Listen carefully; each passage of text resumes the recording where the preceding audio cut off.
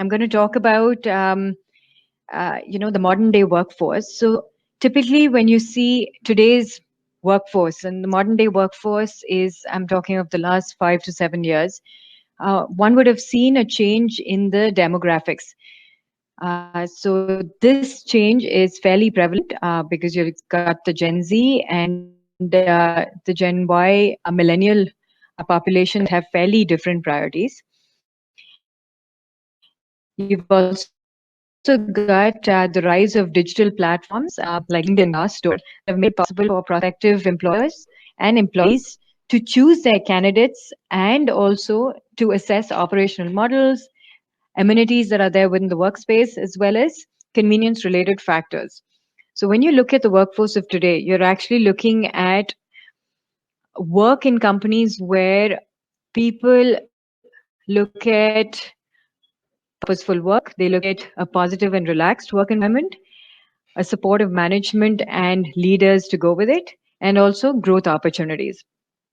So this is actually setting up India to be one of India's youngest workforces in the world. And if you look at even a decade later, the expectations on the job, the career, as well as the work environment are rapidly changing. Now, this actually brings me to confirm the fact that there is a need for organizations to create a codified culture. And in the process of doing that, I think a good reference would be that about 97% of best places to work actually have a codified culture, and they have a value system that goes with it. Now, these value systems are actually displayed through value statements, which talk about how employees are engaged, what is their quality of work, what do they care about, the people they work with, and the business that they work for. So, for example, I had quoted of the company Netflix. Now, Netflix comes to mind, and I closely resonate with it because it's new age, it's dynamic. So, their value statement actually has been coined out from behaviors and from skills. So, they have 9 different behaviors, which are judgment, communication, impact, curiosity, innovation, courage, passion, honesty, and selflessness. Now, this in comparison to an organization like Enron, and why I found that quite surprising was that Enron actually has their values displayed in their lobby. And the values that they stand for are integrity, communication, respect, and excellence. Why I found this funny is because actually this organization had leaders who were sent to jail on account of fraud. And to have their value statements put up, which are quite different around integrity, communication, and respect, I found that a little on the funny side. Now, when you look at culture of an organization, typically you would look at leadership, right? Or you would think leadership. Now, I felt that the best way to demonstrate culture is through the iceberg model of what is visible and what is not. Now, the iceberg model in this particular representation has 3 layers. The top layer, which is visible, is actually the behaviors, systems, policies, and the processes, which actually are the surrounding things in which, you could say work is done. However, what is underwater and what is not visible is actually ideals, goals, values, and aspirations, and some underlying assumptions. This is what you would categorize as what we say or what we believe. So, when it comes to driving organizational change, actually, leaders play a critical role. They actually play the role in using their behavior in setting the tone of what they think is acceptable or not for their organization. So, when an organization looks to grow, it actually becomes the responsibility of the CEO and his direct reports to show that alignment between the company's beliefs and the behaviors that the leadership team reinforces when they're changing the corporate culture. So, if, say, for example, you are looking at valuing teamwork, but bonuses are actually given out on an individual performance, that actually is not the right behavior you would want to reinforce. Another example that I'd like to quote is, say, for instance, you treat your team with respect and you try and say that you want to support innovation. But actually, it's a really long process in which anything new gets started. That's also not talking about a very good message or sending out the right message to others. So, as leaders, we've got so many responsibilities on a day to day basis that it becomes simply unrealistic to try and change more than one or two behaviors at a time. So, my advice to all of you, as leaders and people who are tuned into this particular webinar, is try and look at focus in the first piece. Now, let me try and emphasize this further in the context of the retail industry. Why retail is because Arvind Fashions is a lifestyle retail player. We've been around for over 2.5 decades. Now, as quoted by one of my previous managers who used to work here, is that there is a big change expected in the near term. By near term, I mean over the next 10 years, you'll see an exponential number of jobs, at least close to 30% of the jobs that will cease to exist. Now, this I would attribute to technology, automation, evolving workforces that are actually reconfiguring the way the organization works and the way jobs are executed. So there's actually an opportunity over here for leaders to adapt fairly quickly and thrive in this reality. There are also the ones who understand the ecosystem and help employees prepare for the future. So when one is actually competing for talent, it amplifies the need for building a compelling employee experience. So when you're looking at what the employee experience will deliver, it is actually what should be meaningful and that it should be delivered with a purpose.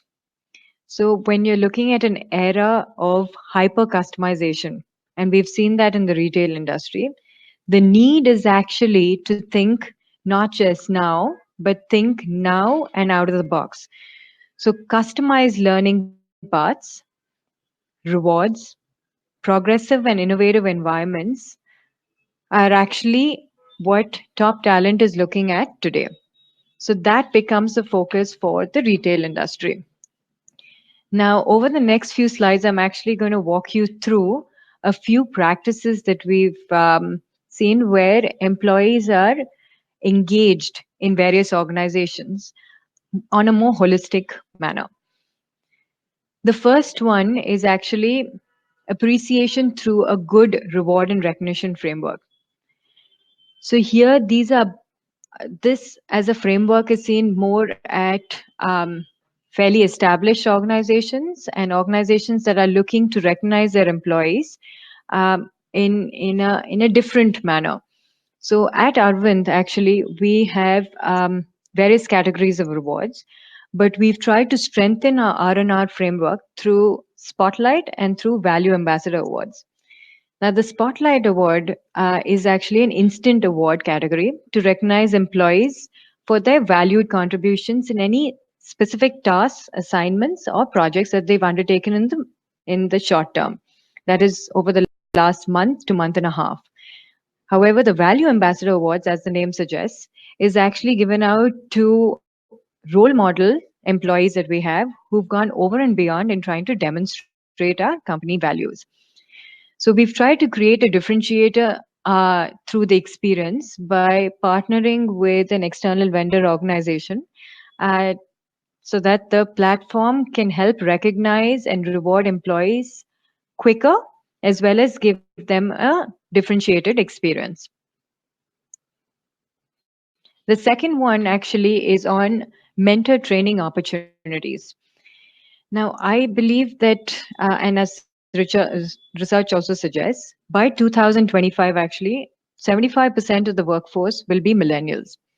Now, this is a significant population that are qualifying under Generation Z and Millennial, and who are choosing jobs where they get a chance to work and grow under a leader whom they are inspired from.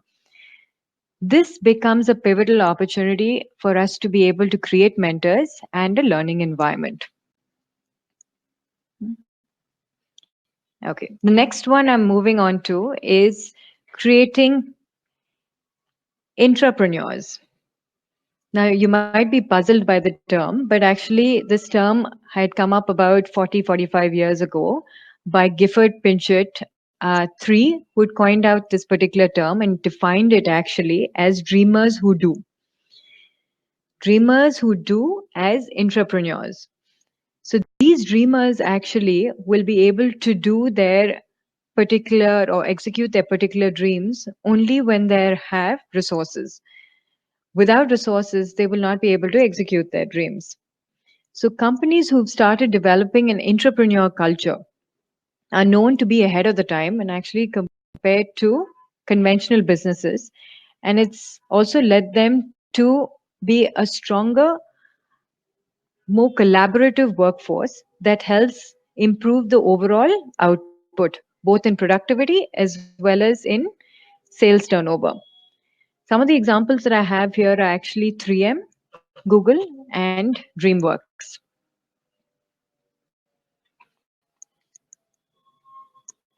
The next one that I have is on open door policy and open communication.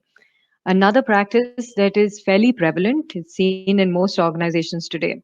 But what exactly does open door policy mean? We use it fairly loosely, but it actually holds a lot of weight. It establishes a culture of mutual respect. So you might have known of practices like skip level meetings to help improve transparency, regular feedbacks, continuous feedback, which help improve the employee turnover and also help engage employees better. The next one is on digital engagement. Now, digital engagement actually is becoming the new talk of town. It actually comprises of automation, robotics, and artificial intelligence. Some of you might even think of ML or machine learning. And these technologies can actually help employees learn, evolve, and stay competitive by deepening their connect with the organization and triggering any discretionary effect. So, more often than not, you'll see that recruitment partners or even engagement partners, and I have a few examples here, one of them being Amber and the other being Moon AI. They actually offer these platforms on AI and machine learning to help engage with candidates and with employees throughout the year. And it's not at a certain moment in time, uh, which you would typically see in any employee engagement survey. The last one that I have is around benefits and balance. Now, benefits and balance typically is an opportunity to think out of the box and offer employee centered benefits. Some of the examples here are maternity and paternity leave, sabbaticals, education assistance policy, maternity transitioning programs, wellness and fitness programs to cultivate a healthier lifestyle. So at Arvind, we've coined all of this under one framework called yoga. Yoga, as it is spelled out, it's an acronym YOHGA, meaning Your Holistic Growth Agenda, which actually looks at programs around physical, spiritual, emotional, financial, social, cultural, as well as academic to help improve the overall wellness quotient within an employee. So these are the 6 practices that I thought are what organizations are thinking about to help engage their employees in a more holistic manner. But I did do some further research also to suggest that what are forward thinking organizations already doing in terms of practices that help improve and provide a fairly differentiated employee experience. Now, a few examples are here on the slide. So, Zomato, as shared by the founder,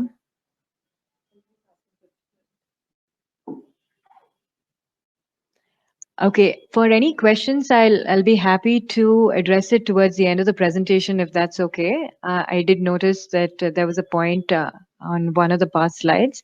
I'll come back to it and address it at the end of the presentation. So coming back to forward-thinking organizations, Zomato was one such example that I had. Now, Dipinder Goyal, who's actually the founder of Zomato, believes that equal opportunity should be provided for both male as well as female employees. And what he's gone about propagating and advocating is that a 26-week paid parental leave should be given to all employees. So new parents can avail of this as well as be given an endowment of about $1,000 per child.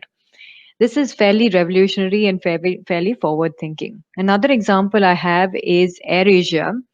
Now, AirAsia, as you would know, is a joint venture between Tata Sons and AirAsia Malaysia, right? So, Anjali Chatterjee, who heads up HR over there, had mentioned that they have a culture of no cabins. So, pretty much work is done, in a very open culture, open environment.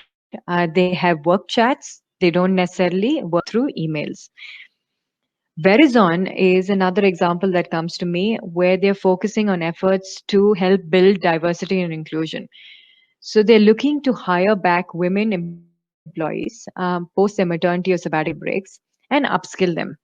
Now, other such organizations that have also got a strong focus on diversity and inclusion and actually looking to build more leadership, senior leadership talent are TCS, Vodafone, and H&M. Now, there are organizations like Tata Communications and Tech Mahindra that are thinking truly out of the box and actually partnering with technology partners on AI powered systems. I have a last example here, and I put that is Blue Dart. I truly look up to Blue Dart because for 3 years successively, they have been getting recognized in great places to work and in the top 50 companies in Asia. And here, what they believe in is a people first philosophy. So they are inspired by trust, pride, and communication, and they ensure that all of their employees imbibe to this.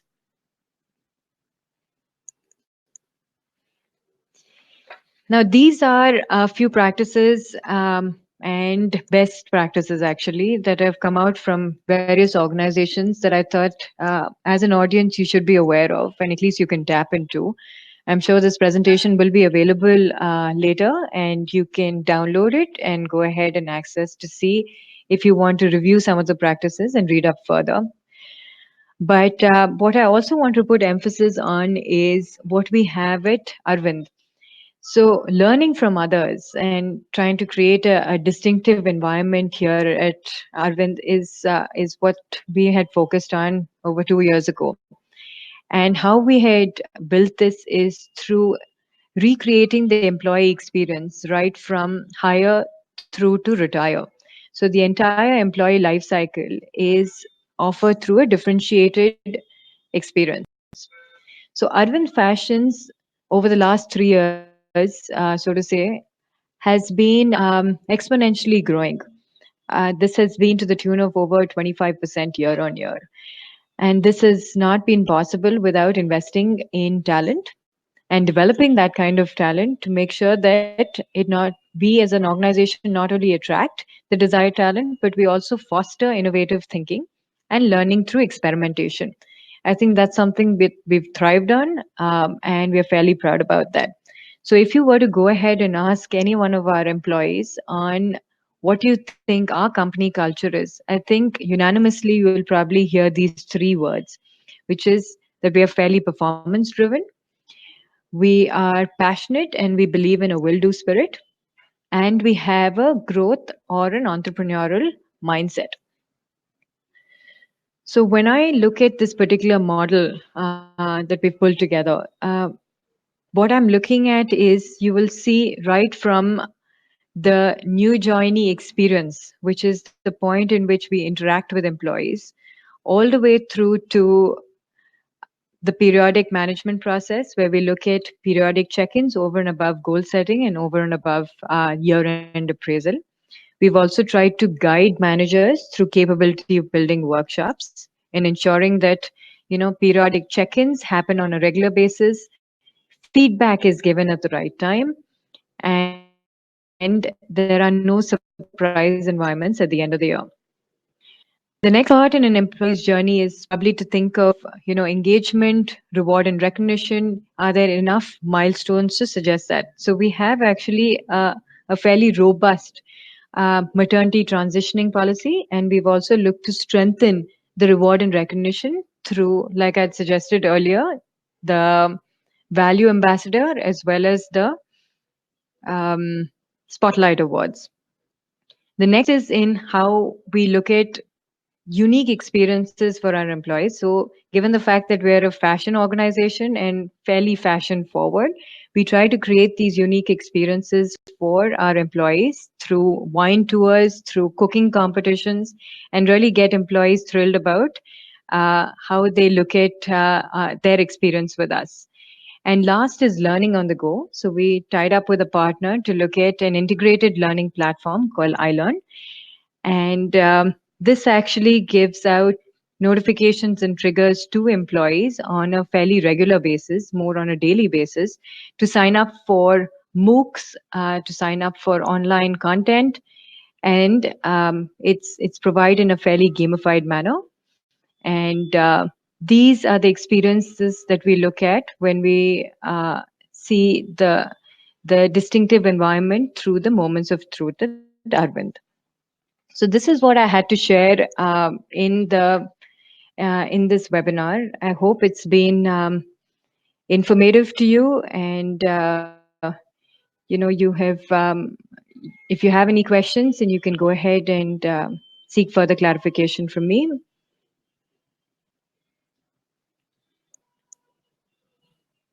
I do see one point around a question around digital engagement. So I'm going to go back to that particular slide.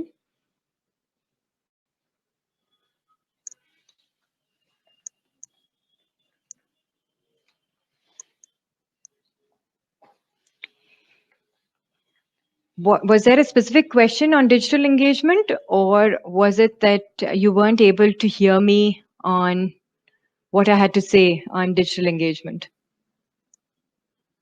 I think this was a question from Ankita.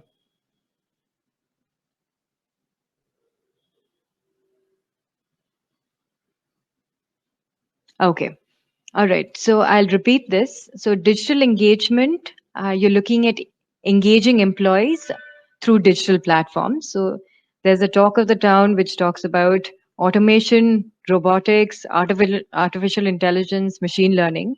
So these are various technologies that help actually employees learn, evolve, and stay competitive, right? So when you look at organizations like, say, for instance, Amber or Moon AI, these are chatbots that have been designed to engage with candidates, to get to know them better, as well as try and understand key competencies and skills.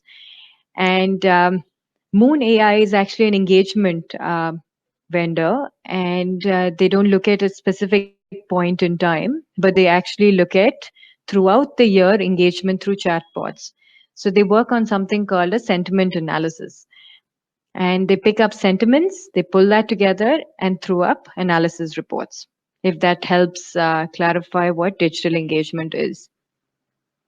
I see another question around yoga, which is what we have at Arvind. So I will talk about that. I'm just moving to that particular slide again. So yoga is something that we started off about a year back at Arvind, and it actually looks at your holistic growth agenda.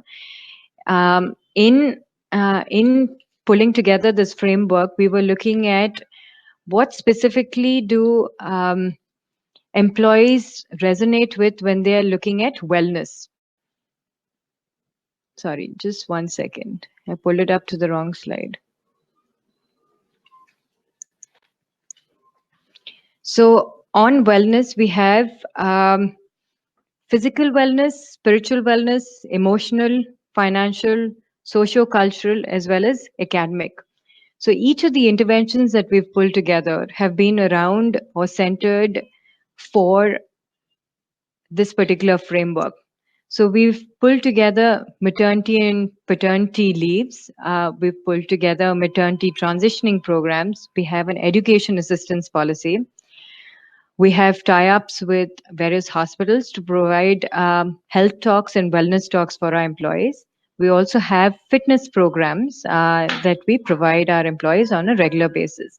The whole intent is to drive towards a healthier uh, environment where you can cultivate wellness on a more holistic level. Is there any other questions from the audience?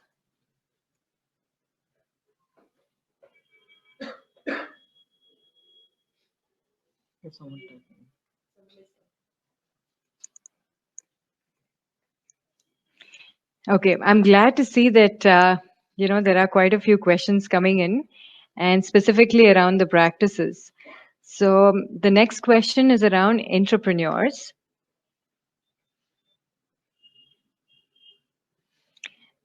This I thought was a fairly unique term myself. So entrepreneurs was actually coined out about 40 years ago, and it means dreamers who do.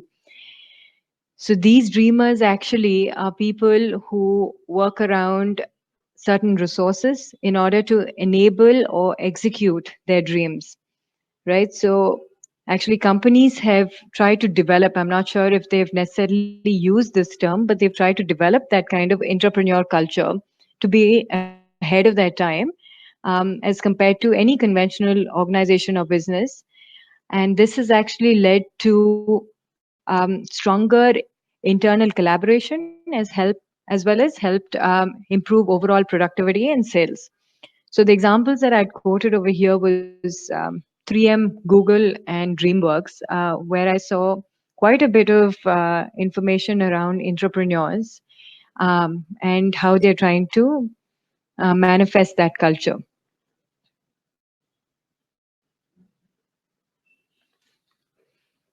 Okay. I hope I helped answer that, Shubhra.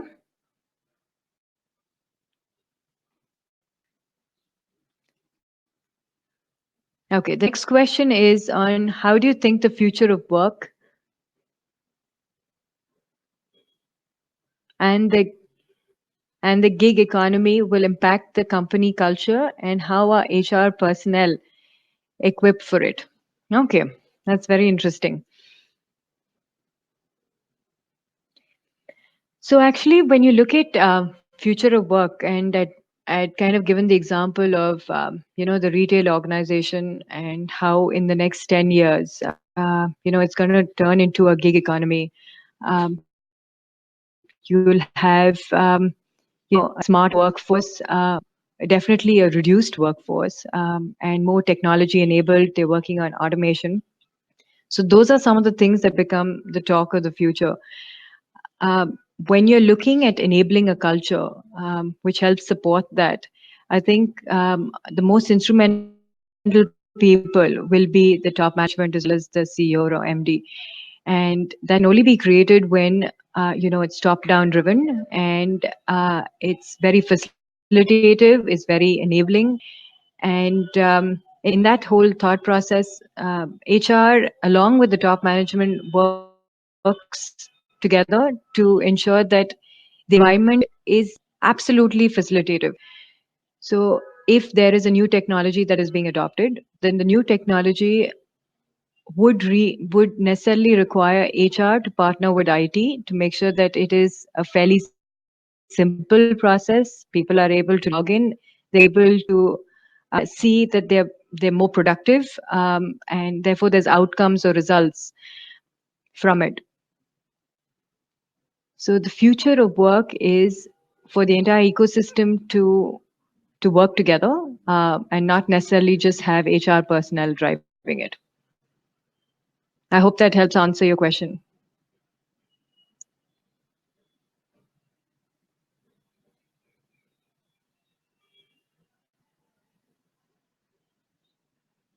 I'm happy to invite more questions if there are. We still have about 10 minutes before we need to close.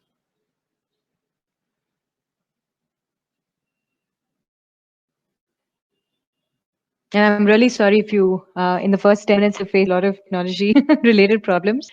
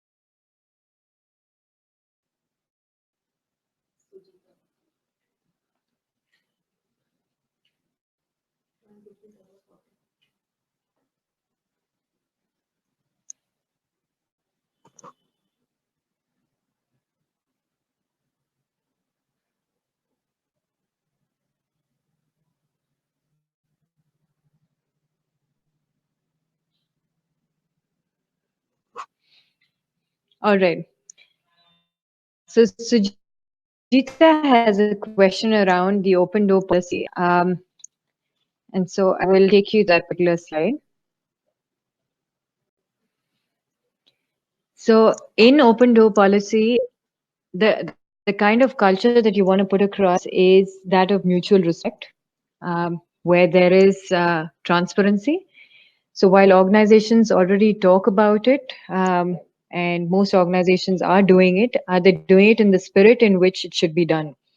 So a few examples are what I've seen, at least working in our organization and the companies I've worked with in the past, is skip level meetings and continuous feedback, or even, as a matter of fact, regular feedbacks, because this helps improve overall transparency and connect between the employee and the manager and the one over the manager. So engagement is definitely something that is supportive of this, and we've seen an increase with the communication medium. And overall employee turnover has also seen to reduce as a result of this.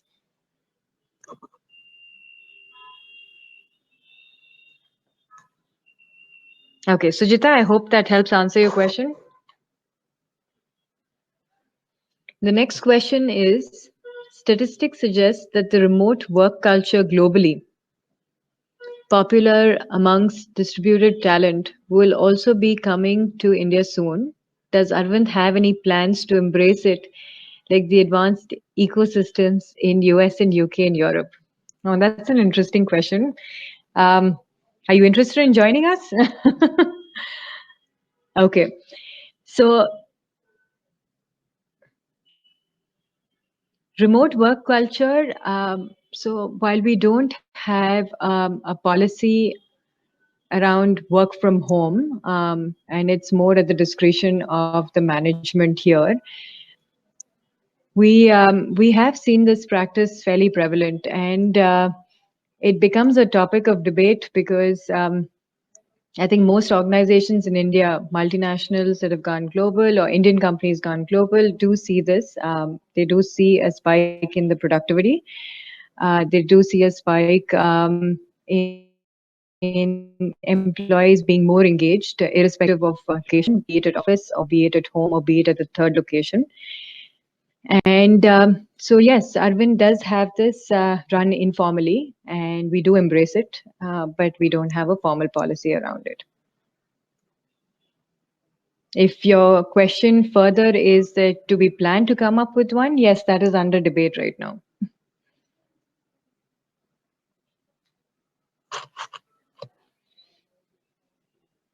Okay, great. Thank you so much for being such a engaged audience, and truly appreciate the questions that have been coming by. Thank you again, Xoxoday, and look forward to being to presenting my thoughts in the next webinar. Thank you.